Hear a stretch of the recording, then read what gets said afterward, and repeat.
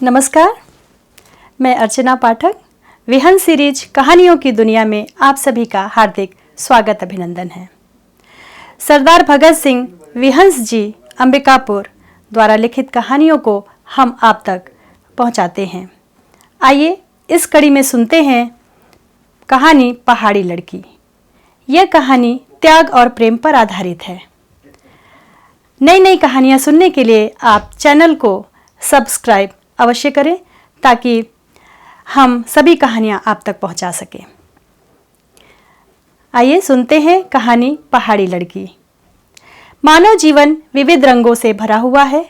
जीवन में प्रत्येक मनुष्य को कई रंग देखने पड़ते हैं। कभी कभी पुरानी यादें जेहन में चलचित्र की भांति घूमने लगती हैं। लगभग 1 वर्ष से आकाश की दुकान में एक महिला प्रतिमाह अपने पति के साथ कई बार आ रही है। कभी कुछ सामान खरीदने, कभी मिलने और हमेशा लंबी बातों का सिलसिला चालू रखती है। हमेशा पहाड़ी पेड़ों पर लगे कुछ न कुछ फल अवश्य लेकर आती है। जब महिला लगातार आने लगी तो अचानक आकाश को लगभग 35 वर्ष पुरानी घटना याद आने लगती है। कहीं यह महिला वह पहाड़ी लड़की तो नहीं। सर्दियों के मौसम में प्रतिवर्ष 15 से 20 परिवार जिला मुख्यालय राजनगर में ऊनी वस्त्र लेकर बेचने आते थे। उन्हीं परिवारों में एक लड़की भी अपनी मां के साथ दुकान लगाकर बैठा करती थी। जिला मुख्यालय से लगभग 50 किलोमीटर दूरी पर घने वनों, दूर दूर तक फैली पर्वतमालाओं और सुरम्य वादियों से घिरा हुआ एक छोटा सा कस्बा है तांबो। इसी कस्बे से ही पहाड़ी लोग आया करते थे। जब तक लड़की राजनगर में रहती, लगभग प्रतिदिन आकाश उसकी दुकान में जाया करता था। कभी कुछ खरीदने, कभी कुछ खरीदे हुए सामान को बदलने। लड़की को सभी लोग नीमा के नाम से पुकारते थे। सामान बेचने के साथ साथ नीमा हर 10-15 मिनट में आकाश की ओर जरूर देखती थी। बहुत खूबसूरत चेहरा, बड़ी बड़ी सुंदर आंखें, लाली लिए हुए गोरा रंग। किसी भी ग्राहक को जब सामान दिखा रही होती तो लोग वस्त्रों की बजाय नीमा की ओर ज्यादा देखते थे। दुकान खोलने से लेकर बंद करने तक नीमा के पास खरीदारों की भीड़ लगी रहती थी, जबकि बाकी दुकानदारों के पास मोल भाव करने वाले ही ज्यादा लोग जाया करते थे। आकाश भी कई लोगों को कई प्रकार की बातें बनाकर ऊनी वस्त्र बहुत अच्छे एवं सस्ते हैं नीमा से मिलने के बहाने ले जाता और उसकी बिक्री करवाता था। यह सिलसिला लगभग कई सालों से चला आ रहा था। कभी कभी वह नीमा से मिलने के लिए पढ़ने भी नहीं जा पाता था। आकाश की माँ हमेशा उसे टोका करती कि बेटा, घर में इतने ऊनी वस्त्र होते हुए भी तुम हर साल पहाड़ी लोगों से वस्त्र क्यों ले आते हो? तो आकाश अपनी माँ को जवाब देता कि मम्मी, राजनगर में सर्दी बहुत पड़ती है। इस साल नए नए डिज़ाइन के पहाड़ी लोग सस्ते और अच्छे कपड़े लेकर आते हैं, इसलिए मैं सबके लिए ले आता हूँ। माँ कहती, बेटा, जब भी पहाड़ी लोगों की दुकानें लगती हैं तुम कभी भी समय से खाना नहीं खाते हो। कई बार मैं देख रही हूँ पढ़ने भी नहीं जाते हो और ऊनी वस्त्र खरीदने के अलावा बचपन से लेकर आज तक तुमने घर का कोई काम नहीं किया। कहीं किसी पहाड़ी लड़की ने तुम्हारे ऊपर जादू तो नहीं कर दिया है? आकाश माँ को कहता, एक तो हर साल सभी के लिए इतने सस्ते और अच्छे कपड़े लाकर देता हूँ कि किसी को सर्दी न लगे। दूसरा, तुम मेरे ऊपर उल्टे सीधे इल्जाम लगा रही हो। माँ आकाश को कहती कि एक दिन मेरे को भी उस दुकान पे ले चल जहाँ से तुम यह सब लाते हो, और सर्दी के दिनों में तुम पैसा भी बहुत खर्च करते हो और सजे धजे भी रहते हो। मुझे दाल में कुछ काला नजर आता है।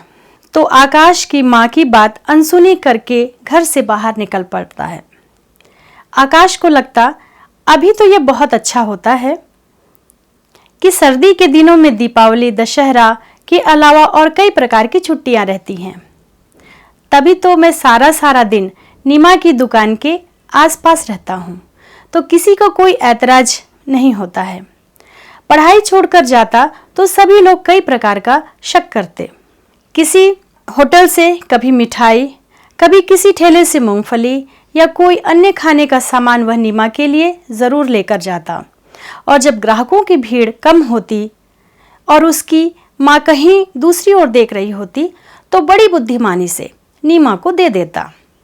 नीमा बड़ी प्यार भरी निगाहों से उसकी ओर देखा करती। सुबह लगभग 10 बजे सभी पहाड़ी लोगों की दुकानें खुल जाया करती थीं और लगभग शाम को 5 बजे दुकानें बंद हो जाया करती थीं।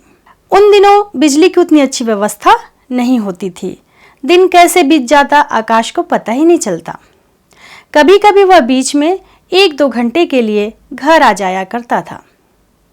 आसपास के दुकानदारों को भी लगने लगा था कि आखिर यह लड़का दिन भर नीमा की दुकान के आसपास क्यों मंडराता रहता है। धीरे धीरे आकाश नीमा की माँ से भी बात करने लगा था। अब वह खाने का सामान लाके सीधा नीमा की माँ को देता और कहता कि हमारे यहाँ आज घर में बना है। और नीमा की माँ को बोलता कि मैं आप लोगों को इसलिए लाकर रोज खिलाता हूँ कि जब मैं तांबू आऊँ तो आप लोग भी मेरा ध्यान रखें।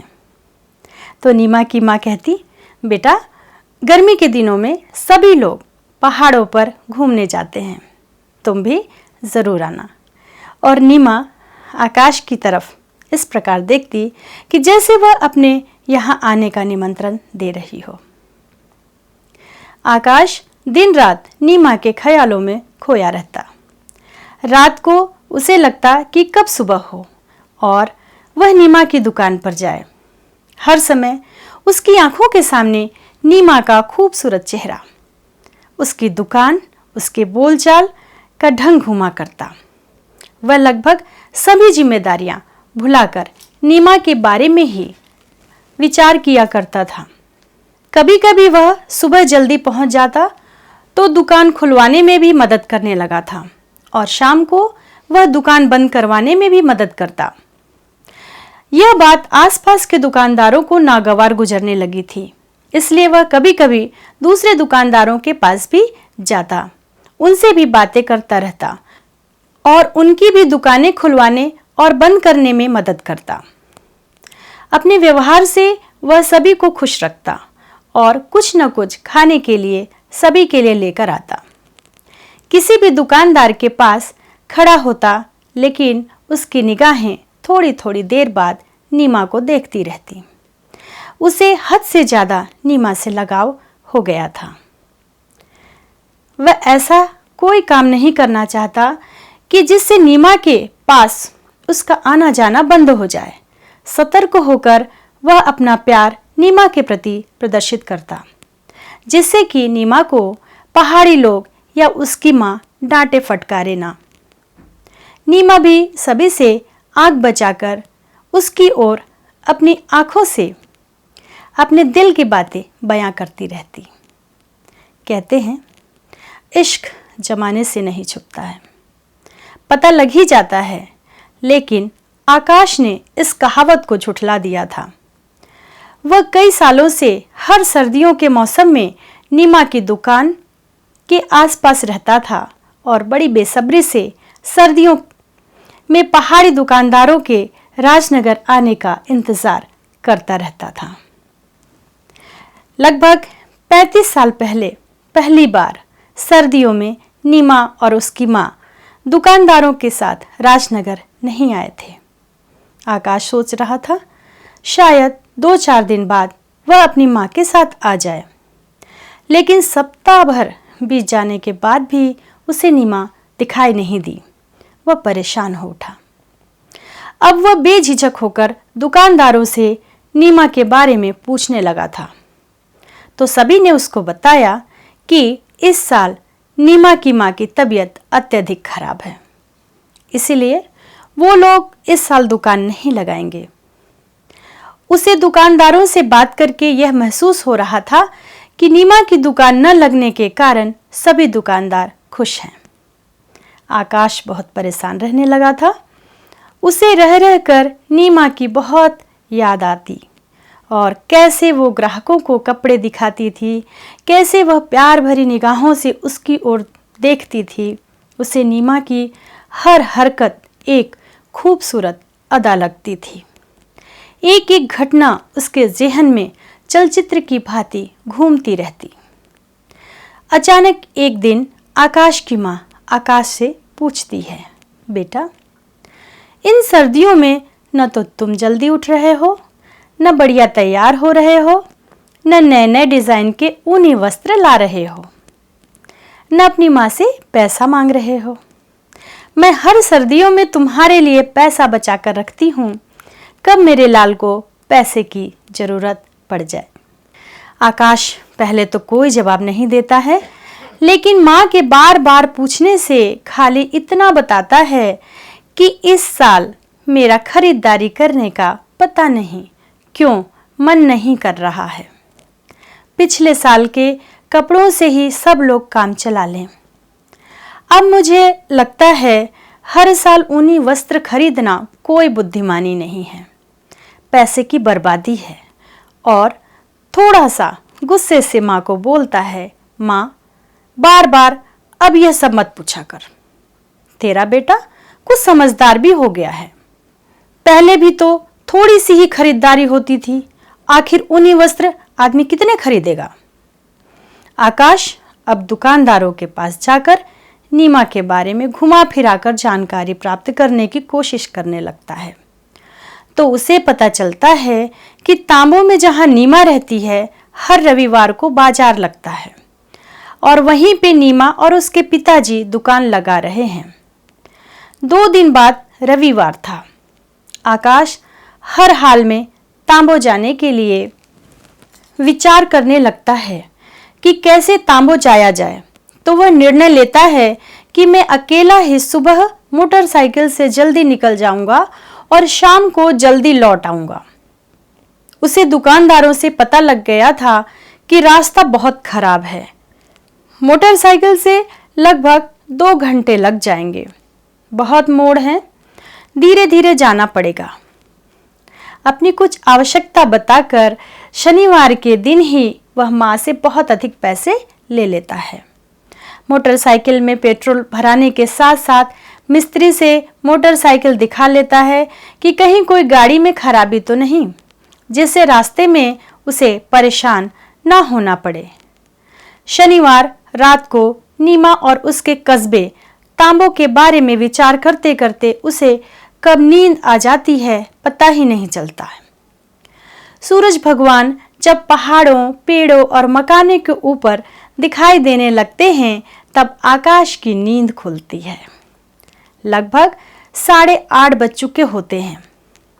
वह जल्दी जल्दी तैयार होने लगता है। 10 बजे वह तैयार होकर तांबो के लिए निकल पड़ता है। शहर के सबसे अच्छे होटल से ड्राई फ्रूट और मिठाई नीमा के लिए ले लेता है।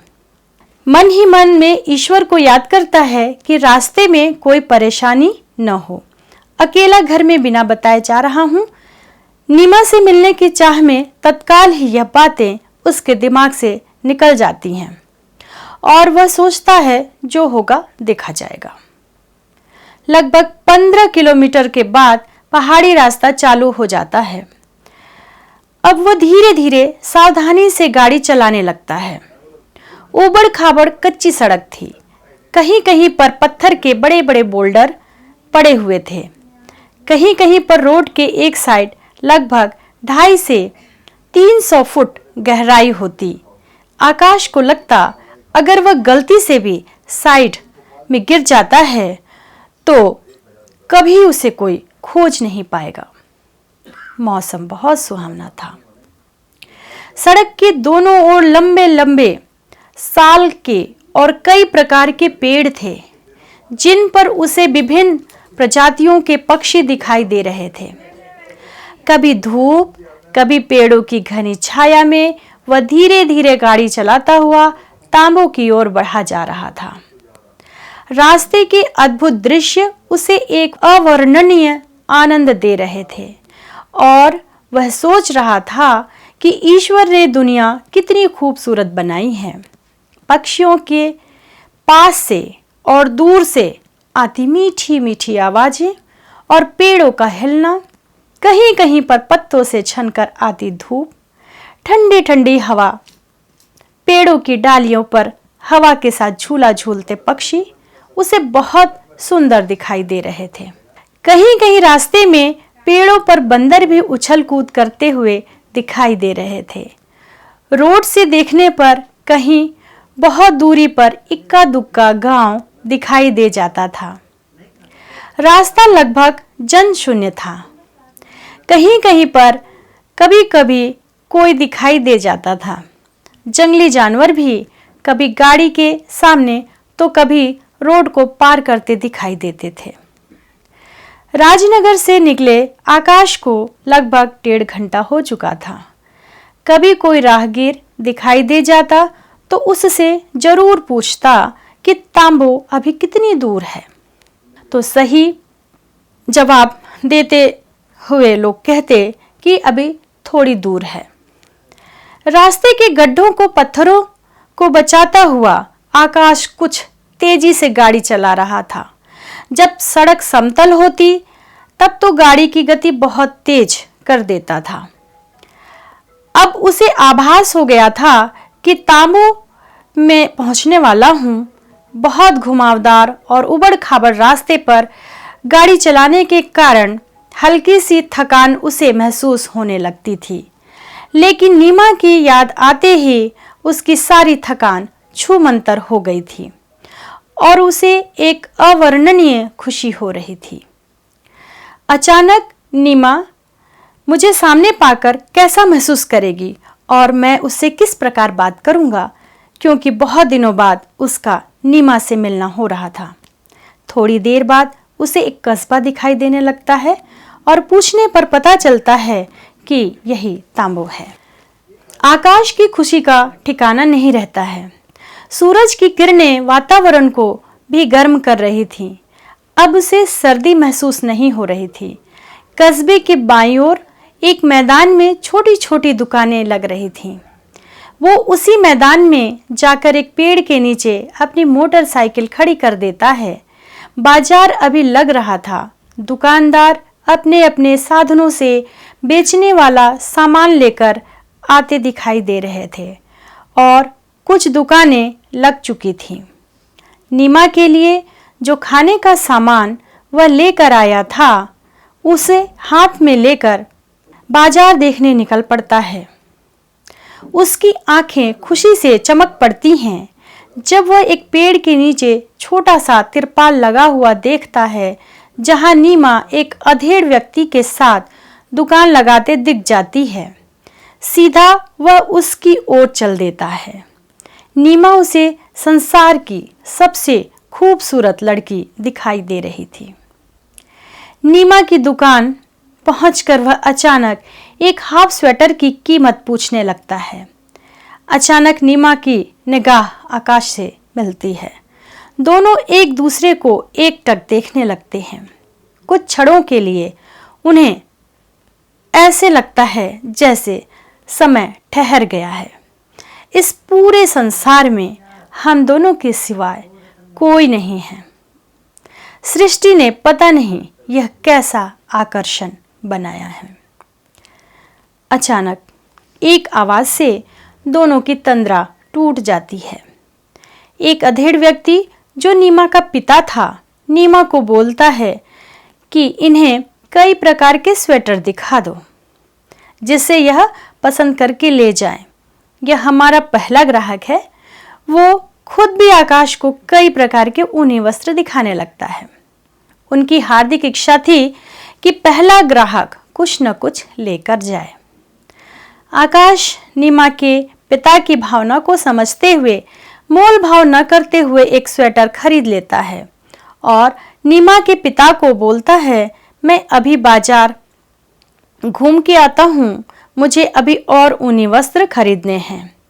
वो अपना झोला जिसमें नीमा के लिए खाने का सामान था नीमा के पिता से पूछकर कुछ देर के लिए उसकी दुकान पर रख देता है और नीमा के पिता की आंख बचाकर नीमा को इशारा करता है, इसमें तुम्हारे लिए खाने का सामान है। नीमा इशारा समझ जाती है और बहुत खुश होती है और प्रशंसा और प्यार भरी निगाहों से आकाश की ओर देखती है। आकाश को ऐसा लगता है जैसे उसे सारा संसार मिल गया हो। आकाश और नीमा दोनों अपने अंदर एक अलग ही खुशी महसूस कर रहे थे। आकाश इधर उधर बाजार में घूमने लगता है, लेकिन वह नीमा की दुकान से दूर नहीं जाता है, जहां से नीमा उसे आसानी से दिखाई देती रहे। इतनी ही दूरी पर रहता है। थोड़ी देर बाद नीमा उसे अकेली दिखाई देती है और वह तुरंत नीमा के पास आ जाता है।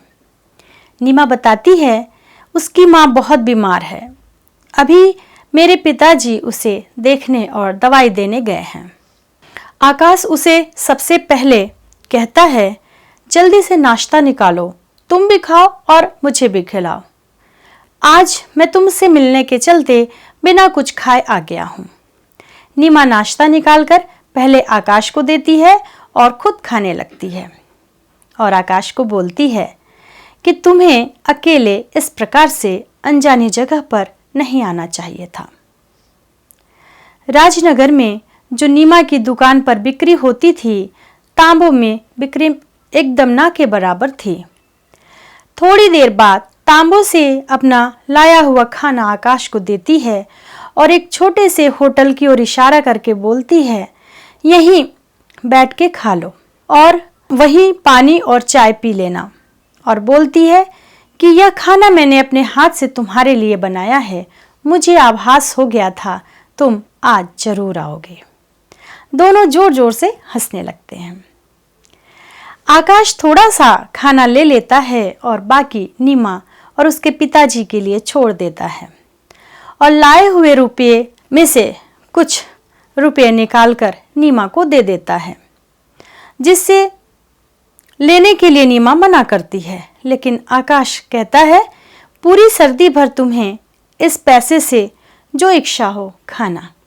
यह पैसा हर साल मैं तुम्हारे लिए रखता हूँ और जबरदस्ती नीमा को दे देता है। अभी वह पूरी बातें कर भी नहीं पाए थे कि नीमा को उसके पिताजी आते हुए दिखाई दे जाते हैं।